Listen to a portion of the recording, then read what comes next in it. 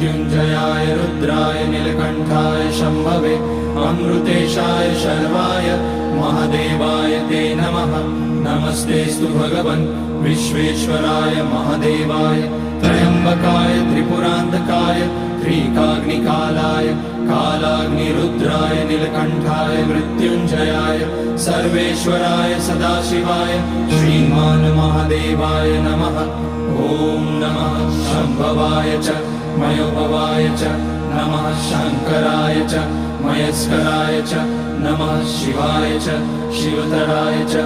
ॐ त्र्यम्बकं यजामहे सुगन्धिं पुष्टिवर्धनम् उर्वारुकमिव बन्धनान् मृत्योर्मुक्ष्यमामृतात्।